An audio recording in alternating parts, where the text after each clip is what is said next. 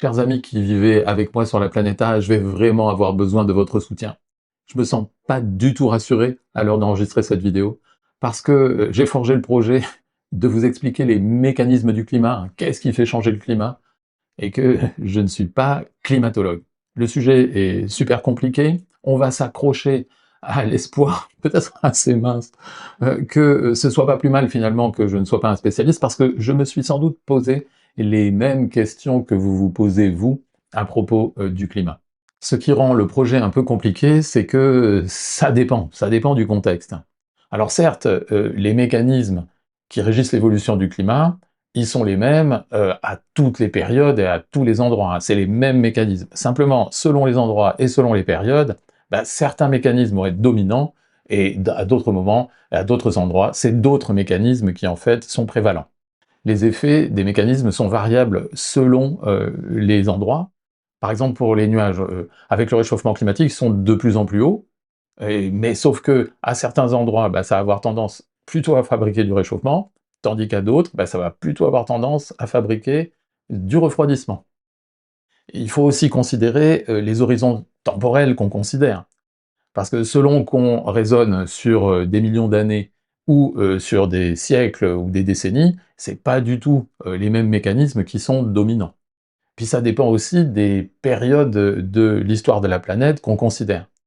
Pour illustrer ce dernier point, j'ai choisi de vous parler d'un article qui s'intéresse aux relations causales entre les gaz à effet de serre et l'augmentation des températures. Vous savez qu'il y a une corrélation entre les deux, mais dans quel sens va la causalité? Eh bien, on peut lire dans cet article, vous avez les références ici, "It is confirmed that the total greenhouse gases, especially CO2, are the main causal drivers of the recent warming. The spatial explicit analysis reveals that the anthropogenic forcing fingerprint is significantly regionally varying in both hemispheres. On paleoclimate timescales, however, the cause-effect direction is reversed. Temperature changes cause subsequent CO2 and methane changes." Donc aujourd'hui, c'est le CO2 qui cause l'augmentation des températures. Par contre, si on regarde il y a longtemps, dans l'histoire du climat, c'était le changement des températures qui causait les variations du CO2 et du méthane. Dans cette vidéo, je vais plutôt m'intéresser aux variations du climat d'aujourd'hui. Et on renverra à d'autres vidéos la question des déterminants des changements du climat à d'autres périodes de l'histoire de la Terre. Et je vais beaucoup m'appuyer sur le rapport sur les bases physiques du changement climatique du GIEC, hein, sur le 6e rapport d'évaluation, où on trouve ce genre d'illustration, illustration qui vous montre que le système Terre peut être compris comme un système qui englobe l'atmosphère, hein, jusqu'au haut de l'atmosphère, et que ce système, il a à la fois de l'énergie rentrante et de l'énergie sortante. Lorsque l'énergie entrante, qui est l'énergie qui vient du Soleil, est parfaitement compensée par l'énergie sortante qui est liée au rayonnement infrarouge de la Terre, le climat peut être stable et les températures peuvent ne pas bouger. Par contre, s'il y a une augmentation de la concentration en gaz à effet de serre, l'énergie infrarouge sortante va diminuer, hein. Vous voyez que les flèches rouges sont plus petites que tout à l'heure. Et à ce moment-là, on a un excès d'énergie qui s'accumule, hein. On a une espèce d'excédent d'énergie, et par conséquent, il y a un accroissement de la chaleur de la planète, du système, qui est stocké à 91% par l'augmentation de la chaleur des océans, 1% par l'augmentation de la chaleur de l'atmosphère, 3% pour l'augmentation de la chaleur des glaces, et 5% par l'augmentation de la chaleur des terres. La préparation de cette vidéo a été un peu perturbante pour moi, parce que je me suis rendu compte que je ne savais pas vraiment en quoi consistait le rayonnement solaire, ni en quoi consistait le rayonnement infrarouge de la Terre. Alors voilà le résultat de mes recherches. Le Soleil, il émet à peu près comme un corps noir parfait, pas tout à fait, hein. Vous voyez qu'il y a une différence entre la courbe en jaune citron et la courbe jaune bouton d'or. Et le Soleil émet du coup à la fois dans le domaine de l'ultraviolet, il émet dans le domaine du visible, hein, c'est ça qui fait que nous, humains, nous voyons les objets, et aussi dans le domaine de l'infrarouge. L'infrarouge, nous, les humains, nous ne le voyons pas. Et donc, le Soleil émet sur l'ensemble du spectre, et il faut faire une différence entre ce qui est reçu en haut de l'atmosphère, C'est donc l'irradiance qui arrive en haut de l'atmosphère, elle est ici sur la courbe en jaune doré, on va dire, et de ce qui atteint le sol, ou en tout cas pas trop loin de la surface du sol, hein, ce qui est appelé ici AM 1.5. Et donc, ce que vous voyez, c'est que non seulement il y a une différence entre les deux qui est due au fait que l'atmosphère réfléchit et absorbe une certaine partie du rayonnement lumineux, mais aussi on voit qu'il y a des rayures, hein, il y a des creux, et parmi ces creux, ceux que vous voyez ici, ils sont principalement dus au fait que l'oxygène et la vapeur d'eau peuvent absorber le rayonnement lumineux entrant. Ici, vous ne voyez pas l'effet du CO2, on le verra plus tard, parce qu'il est en fait sur des longueurs d'onde qui sont beaucoup plus grandes que ce qu'on voit ici dans l'infrarouge. Qu'est-ce que ça veut dire pour la matière d'absorber le rayonnement solaire et aussi de rayonner dans l'infrarouge? Alors il faut savoir que les molécules, hein, qui composent la matière sont en fait des êtres quantiques, c'est-à-dire qu'ils ont un certain nombre seulement d'états d'énergie possibles. Donc lorsque ces molécules, ici par exemple le CO2, sont percutées par une onde électromagnétique, un photon, hein, donc le rayonnement solaire, alors si le rayonnement est dans la bonne longueur d'onde qui lui permet à la molécule de passer d'un état d'énergie à un autre, donc en gros, si l'énergie reçue correspond à l'écart entre deux niveaux d'énergie de la molécule, alors il va y avoir absorption et la molécule va changer d'état. Elle va changer d'état, on va dire qu'elle va entrer dans une autre configuration. Lorsque une molécule reçoit du rayonnement ultraviolet et du rayonnement dans le spectre visible, elle a plutôt tendance à changer sa configuration électronique, c'est-à-dire qu'elle modifie la probabilité de présence des électrons à différents endroits. Par contre, lorsque une molécule reçoit du rayonnement infrarouge, elle va plutôt modifier sa configuration vibrationnelle, c'est-à-dire la position respective des différents atomes, des différents noyaux des atomes à l'intérieur de la molécule. Alors c'est ce qui se passe ici où le CO2, eh ben, il peut recevoir du coup un certain nombre de rayonnement et changer d'état. Vous voyez ici les différents états possibles, hein, d'énergie du CO2, et vous avez à droite le spectre, hein, d'absorption du CO2. Donc vous voyez que quand il est, là en rouge vous avez le spectre total, et en bleu, hein, vous avez le spectre qui correspond à un certain niveau d'énergie. Donc en gros, quand la molécule a déjà absorbé pas mal d'énergie, elle ne peut plus en absorber des masses. Notez bien que la molécule qui a absorbé du rayonnement et qui est donc montée en niveau d'énergie, elle n'est pas obligée de rester sur un haut niveau d'énergie, elle peut redescendre graduellement ou d'un coup, hein, sur des niveaux d'énergie inférieurs, et en ce faisant, elle émet du coup de l'énergie sous la forme d'un rayonnement, le plus souvent d'un rayonnement infrarouge. Par contre, si vous regardez ici, vous vous apercevez que eh bien, la molécule de CO2, elle reçoit surtout, elle réagit surtout autour des longueurs d'onde qui sont à 15 micromètres. Alors c'est important parce que c'est justement ce genre de longueurs d'onde qui ne sont pas piégées d'habitude par les molécules d'eau, ce qui fait que le CO2, ben, en quelque sorte, il est quasiment seul responsable, hein, sur ce genre de longueur d'onde de la capture du rayonnement infrarouge sortant. Le rayonnement terrestre infrarouge qui est autour de 15 micromètres, il est très très rapidement capté par le CO2 qui se trouve dans l'atmosphère. Au bout de même pas 10 mètres, l'intégralité est captée. Par contre, le rayonnement qui se trouve sur les ailes en quelque sorte du spectre d'absorption du CO2 vers, mettons, 19 ou 20 micromètres, ou vers entre 12 et 13 micromètres, alors celui-là, il est beaucoup moins capté, et donc là, véritablement, il y a un gros impact, hein, de la concentration en CO2 sur la capacité, du coup, du rayonnement infrarouge terrestre à pouvoir sortir de l'atmosphère. Maintenant, nous avons les éléments pour pouvoir comprendre le bilan radiatif global du système.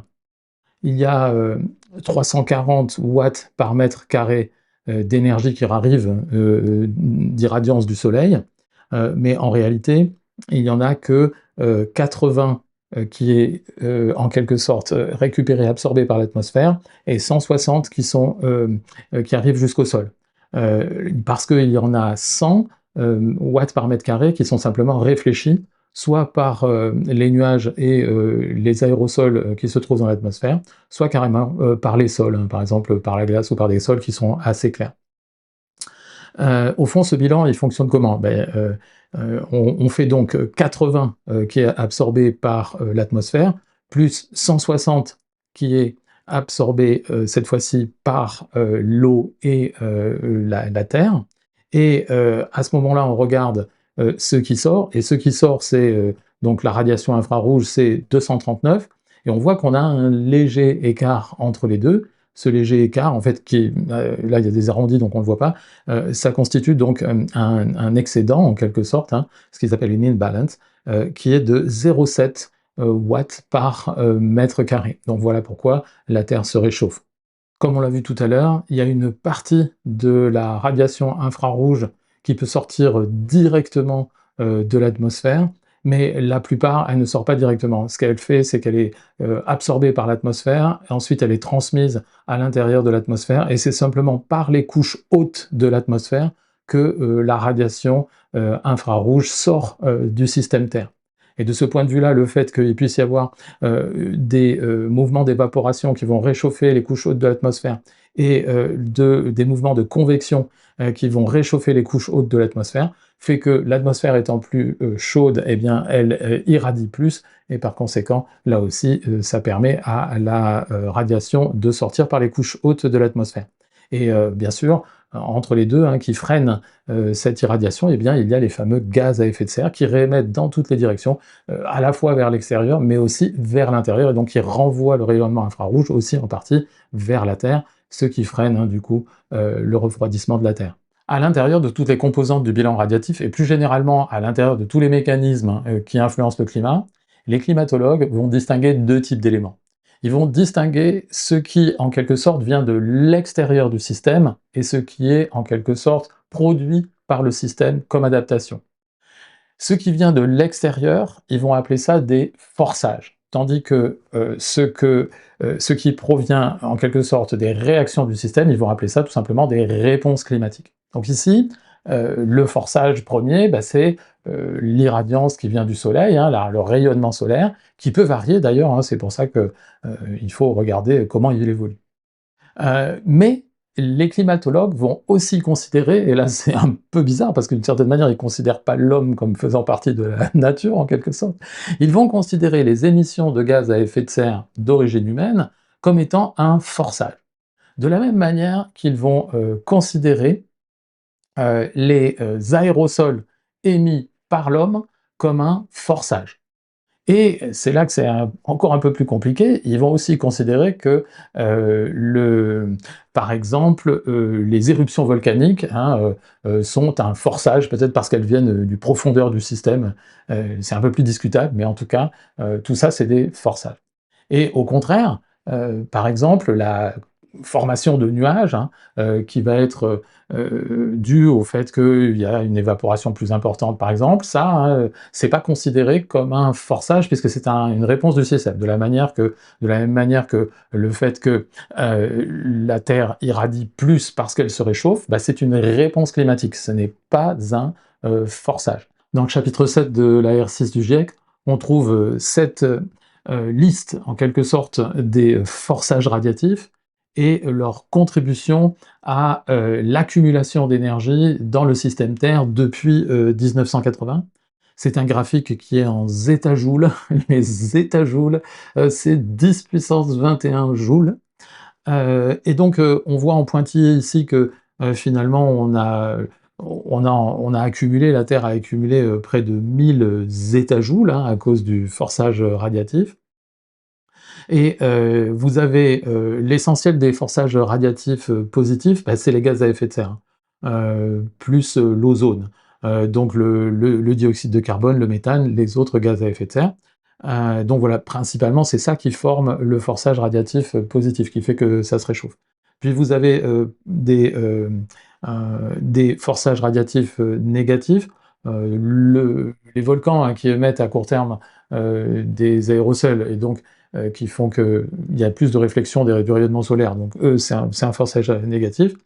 L'usage des terres, elle est due au c'est un forçage négatif parce que, certes ça émet du CO2, mais d'un autre côté, d'abord c'est compté par ailleurs, mais c'est surtout que, quand vous déforestez, généralement le sol est plus clair qu'avant qu'il y ait de la forêt et donc comme les sols plus clairs ont un plus fort albédo, donc ils reflètent plus les rayons du soleil, et ben du coup, là on a un forçage, négatif, donc il y aurait plutôt tendance à refroidir en quelque sorte, la planète.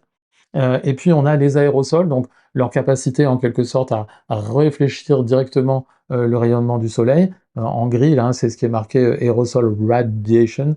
Et puis on a aérosol cloud, c'est le fait que les aérosols peuvent être en quelque sorte le noyau autour duquel se fait la condensation et la fabrication des nuages.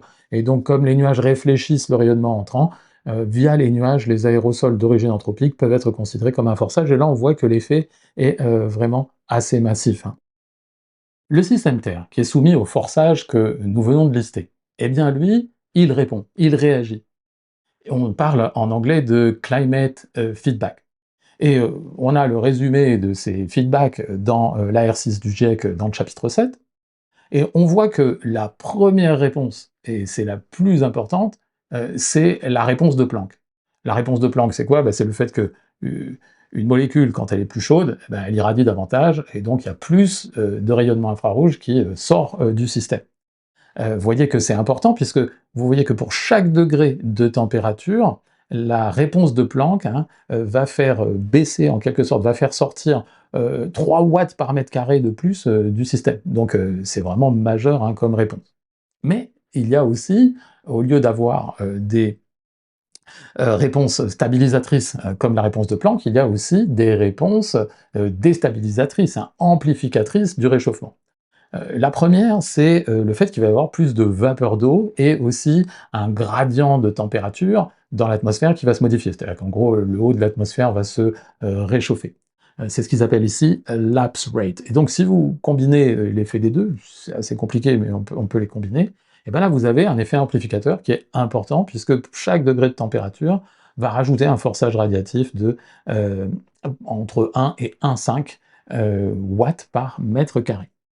Il y a enfin, il y a aussi l'albédo de surface, qui est simplement dû au fait que lorsque la température augmente, les glaces fondent et que les sols sont plus clairs, et par conséquent, ou bien les banquises fondent et on a de la mer au lieu d'avoir de la glace, et auquel cas, bah, évidemment, ça assombrit considérablement la surface de la planète, et du coup, bah, il y a moins de réflexion des rayonnements entrants, et du coup, il y a plus de réchauffement, et là aussi, vous voyez qu'il y a un effet qui est non négatif. Et puis, il y a les nuages. Alors, les nuages, je vais pas en parler tout de suite parce que c'est assez compliqué, c'est une des grandes sources d'incertitude des modèles climatiques. Vous voyez qu'il n'est pas impossible qu'ils aient un effet stabilisateur, hein, puisque l'espèce de pilule là, elle passe dans le négatif, mais enfin, les meilleures estimations quand même sont que les nuages ont plutôt un rôle amplificateur du changement climatique. Alors quand on met tous ces effets ensemble, hein, eh bien on s'aperçoit quand même que globalement le système est stabilisateur, puisque les réponses du système sont stabilisatrices, puisque l'effet net, hein, est négatif à hauteur de 1 watt par mètre carré. Mais toutefois, bah, ça compense pas l'ampleur des forçages, et c'est pour ça, hein, que le système se réchauffe globalement. Je voudrais en profiter pour clarifier cette notion de rétroaction positive. Une rétroaction positive, c'est un effet qui s'auto-entretient. Pourquoi? Parce qu'une cause produit un effet qui renforce la cause, soit de manière directe, soit de manière indirecte. On peut donner un exemple avec l'effet d'albédo. L'effet d'albédo, c'est simplement le fait que les sols puissent réfléchir le rayonnement solaire entrant. Et donc le problème avec le réchauffement climatique, c'est qu'il fait fondre des glaces ou surtout de la neige qui a un albédo très élevé, c'est-à-dire qui réfléchit 90% du rayonnement, du rayonnement solaire qui le touche. C'est surtout le cas de la neige, hein, la glace un peu moins, mais la neige, elle a vraiment un très très fort albédo. Donc quand la neige fond et que la glace fond, elle est remplacée par quoi? Bah, soit elle est remplacée par les sols qui est en dessous, et bah, les sols, ils ont plutôt un albédo de 30%, ça veut dire qu'ils vont réfléchir 30% du rayonnement entrant. Mais lorsqu'il s'agit de glace qui flotte, hein, des banquises qui fondent, là, on se retrouve avec de l'eau. L'eau, elle a simplement 10% d'albédo, donc ça veut dire que 9 dixièmes de l'énergie qui l'atteint sous forme de rayonnement, bah, est absorbée. Et par conséquent, ce changement de la nature des sols va générer une baisse du réfléchissement solaire. Cette baisse du réfléchissement solaire induit du coup une plus forte entrée de radiation et donc un réchauffement. Donc on a une boucle comme ça qui s'auto-entretient. Donc voilà un exemple de rétroaction positive, maintenant vous savez ce que c'est. En conclusion, que peut-on dire de manière extrêmement résumée sur les causes du changement climatique actuel? Il y a une cause première, c'est les forçages d'origine anthropique, les émissions de gaz à effet de serre, qui dominent l'autre forçage qui lui va dans l'autre sens, qui est celui de l'émission d'aérosols. Ce forçage, il génère une réponse stabilisatrice de la part du système Terre, qui est l'augmentation via les températures de son rayonnement infrarouge. Mais cette réponse est assortie de rétroactions positives, de feedback, qui au contraire, eux, sont amplificateurs, tels que l'albédo, les nuages. Et donc, au final, le bilan radiatif, il est excédentaire, c'est-à-dire qu'il y a plus d'énergie qui rentre que ce qui sort, et donc il y a un réchauffement de la planète. J'espère que j'ai pas été trop confus, vous me direz. Dans une prochaine vidéo, on va s'intéresser aux causes des changements climatiques de long terme, ceux qu'on a vus dans l'histoire longue du climat. Et du coup, on va devoir traiter de choses telles que les évolutions de la composition chimique de l'atmosphère, la tectonique des plaques, les variations de la radiation solaire, et puis surtout des facteurs qui influencent de manière naturelle, en quelque sorte, les concentrations de gaz à effet de serre, ce qu'on appelle les cycles du carbone. Donc voilà. À très bientôt donc pour traiter de ces sujets.